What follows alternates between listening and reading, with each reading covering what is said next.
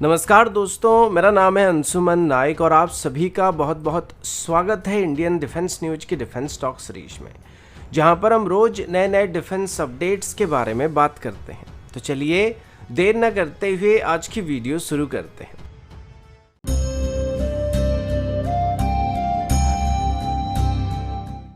आज की पहली अपडेट इंडिजिनस ट्रांसपोर्ट एयरक्राफ्ट को लेके है। अब हमारी एयरफोर्स की बात करें तो हमारे सभी मीडियम और हेवी लिफ्ट एयरक्राफ्ट जो हैं या ट्रांसपोर्ट एयरक्राफ्ट की जो फ्लीट है वो सभी के सभी इंपोर्टेड प्लेटफॉर्म के ऊपर बेस्ड हैं, जिनमें IL-76, C-17 और C-130 जैसे एयरक्राफ्ट शामिल है। फिर इसके बाद इनको रिप्लेस करने के लिए भारत की तरफ से एक इंडिजिनस सोल्यूशन को भी ढूंढने की कोशिश किया जा रहा था, जिसमें हम लोग रशिया के साथ मिलकर एक मीडियम ट्रांसपोर्ट एयरक्राफ्ट को डेवलप करने की कोशिश कर रहे थे, लेकिन वो प्रोजेक्ट ज़्यादा आगे नहीं बढ़ पाया था। मतलब अलग अलग तरह के डिफेंस एक्सपो में उसकी छोटे छोटे मॉडल तक ये प्रोजेक्ट सीमित रहा था। फिर इसे ऑफिशियली कैंसिल करने की बात भी की गई थी। इसके बाद पिछले साल ही HAL की तरफ से कहा गया था कि वो अभी ऐसे एयरक्राफ्ट को खुद से ही डेवलप कर सकते हैं, और उस दौरान HAL के चेयरमैन R माधवन की तरफ से कहा गया था कि अभी HAL के पास वो सभी कैपेबिलिटी और टेक्नोलॉजी मौजूद है जिनको बेस करके हम कंप्लीटली इंडिजिनस तरीके से मिलिट्री ट्रांसपोर्ट एयरक्राफ्ट ही नहीं बल्कि सिविलियन एयरक्राफ्ट को भी डेवलप कर सकते हैं। लेकिन इसमें HAL को प्राइवेट सेक्टर कंपनियों की जरूरत पड़ने वाली, यानी कि प्रोडक्शन के लिए प्राइवेट सेक्टर कंपनियों की जरूरत पड़ सकती है। लेकिन अभी HAL की तरफ से दोबारा ये कहा जा रहा है कि फिलहाल HAL का ऐसे कोई भी मीडियम लिफ्ट एयरक्राफ्ट को डेवलप करने का कोई इरादा नहीं है। पर ऐसा नहीं है कि इसको डेवलप करने की कैपेबिलिटी HAL के पास मौजूद नहीं है। सबसे बड़ी प्रॉब्लम तो ये है कि अभी तक ऐसे ही किसी एयरक्राफ्ट को डेवलप करने के लिए ऑफिशियल HAL को कहा नहीं गया, तो इस मामले में कोई भी फंडिंग भी उनको नहीं किया जा रहा, जिस वजह से वो अभी मीडियम लिफ्ट ट्रांसपोर्ट एयरक्राफ्ट को डेवलप करने की कोशिश नहीं कर रहे हैं। लेकिन उनका ये कहना कि अगर उनको गवर्नमेंट की तरफ से ऐसे एक एयरक्राफ्ट को डेवलप करने के लिए कहा जाता है तो उसके बाद वो इसको डेवलप करना शुरू कर सकते हैं। वैसे आगे चल के हमारी एविएशन सेक्टर काफ़ी हद तक एक्सपैंड होने वाली है, जिसमें इंडिजिनस ट्रांसपोर्ट एयरक्राफ्ट के लिए काफ़ी स्कोप होने वाला है। तो अभी अगर HAL को ऐसे एयरक्राफ्ट्स को डेवलप करने के लिए कहा जाता है तो आगे चल के हमारे लिए एक फायदेमंद सौदा हो सकता है।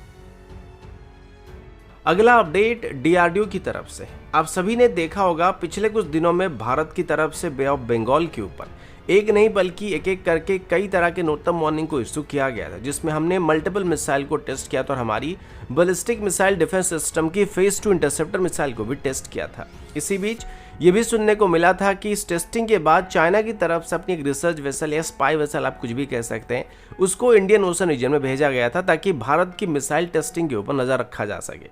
फिलहाल इस शिप को अभी रेगुलर बेसिस पर भारत की तरफ से ट्रैक किया जा रहा है, जो कि अभी डीप इंडियन ओशन रीजन में मौजूद है और हमारे एक्सक्लूसिव इकोनॉमिक जोन से काफ़ी दूरी पर है, लेकिन वहाँ से भी हमारे ऊपर थोड़ा बहुत नज़र रख सकता है। अब जैसे कि वो अभी डीप वाटर में मौजूद, तो हम लीगली वहाँ पर कोई उनके ऊपर एक्शन नहीं ले सकते, क्योंकि इंटरनेशनल वाटर में कोई भी जाके वहाँ पे जा सकता है, फ्री है सबके लिए। तो इस बीच आज भारत की तरफ से एक और वार्निंग को भी इशू करने की बात सामने आई है। इस वार्निंग को अभी इसी महीने की 16 से लेकर 18 तारीख के बीच इशू किया गया, जिसमें करीब 315 किलोमीटर के एरिया को मार्क किया गया, यानी कि जिस एरिया के ऊपर इस वार्निंग को इशू किया गया उसकी मैक्सिमम लेंथ 315 किलोमीटर तक होने वाली है। आमतौर पर जो वार्निंग इशू किया जाता है उसे ओडिशा के बालेश्वर के आसपास से हमारी इंटीग्रेटेड टेस्ट रेंज के आसपास कहीं पे इशू किया जाता है, जहां से हमारी लगभग सभी मिसाइल की टेस्टिंग की जाती है। लेकिन ये जो मिसाइल की टेस्टिंग करने के लिए वार्निंग को इशू किया गया इसे विशाखापट्टनम कोस्ट के आसपास इशू किया गया। अब ये तो क्लियरली बताना संभव नहीं होता कि यहाँ पर कौन सी मिसाइल की टेस्टिंग होने वाली, लेकिन ज्यादातर उम्मीद किया जा रहा है कि शायद यहाँ पे ब्रह्मोस की एयर लॉन्च्ड वेरिएंट की टेस्टिंग होने वाली है। अभी तक इसकी कई सफल परीक्षण को पहले से किया जा चुका और अभी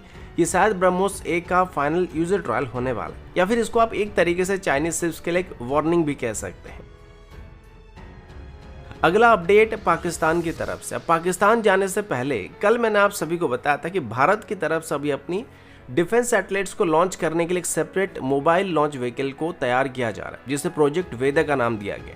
और ये 700 kg तक की पेलोड के साथ लगभग 700 किलोमीटर की ऑर्बिट तक हमारे सैटेलाइट को ले जा सकता है, और जंग जैसे हालात में इमरजेंसी में सैटेलाइट्स को लॉन्च करने के लिए इसको डेवलप किया जा रहा है। अब पाकिस्तान की बात करें तो फिलहाल पाकिस्तान के पास स्पेस टेक्नोलॉजी के मामले में बहुत ही लिमिटेड रिसोर्सेस और कैपेबिलिटी मौजूद है। यहाँ तक कि अभी तक उनके पास हमारे सैटेलाइट्स को सही तरीके से ट्रैक करने की कैपेबिलिटी भी मौजूद नहीं है। लेकिन अभी पाकिस्तान की तरफ से चाइना से SLC-18 रडार्स को खरीदने का प्लान किया जा रहा है। ये एक Chinese origin modern AESA radar की तरह है, जो कि लोअर अर्थ ऑर्बिट में घूमने वाले सैटेलाइट्स को भी ट्रैक कर सकता है। दरअसल पाकिस्तान को भी इस बात का पता चल चुका है कि भारत अभी स्पेस में भी अपनी डिफेंस सैटेलाइट्स को लॉन्च करने वाला है, जिससे उनकी हर एक मूवमेंट को ट्रैक किया जा सकता है, जो कि फुल स्केल की लड़ाई में उनको बहुत ही नेगेटिव साइड में डाल सकता है। जिस वजह से अभी वो भारत की सैटेलाइट्स को ट्रैक करने के लिए, फिर भारत की सैटेलाइट्स की मूवमेंट के ऊपर नजर रखने के लिए SLC-18 रडार्स को खरीदने की प्लानिंग कर रहे हैं। चाइनीज सोर्सेज के मुताबिक इस रडार को पूरी तरीके से चाइना की in house designing bureau Chinese electronic operation group की तरफ से डेवलप और मैन्युफैक्चर किया जाता है और इसमें कोई भी इंपोर्टेड आइटम का इस्तेमाल नहीं किया जाता है। ये रडार बहुत ही सस्ते होते हैं, यानी कि इकोनॉमिकल होते हैं, जिनको आसानी से कोई भी खरीद सकता है और इनको ग्राउंड बेस्ड लोकेशन में डिप्लॉय किया जा सकता है। अब डिप्लॉय करने के बाद ये रडार दुश्मन की सैटेलाइट को सिर्फ ट्रैक ही नहीं करते, बल्कि इसके अलावा जरूरत पड़ने पर उनकी सिग्नल्स को भी थोड़ा बहुत गड़बड़ कर सकते हैं या फिर कुछ हद तक उनको ब्लाइंड भी कर सकते हैं, जो कि ये समझाने के लिए आसान कर रहा है कि आखिर किस वजह से चाइना से नए रडार्स को अभी पाकिस्तान खरीदने की कोशिश कर रहा है। तो दोस्तों अभी के लिए इतना ही, मिलता हूँ आपसे अगले वीडियो में, तब तक के लिए जय हिंद, वंदे मातरम।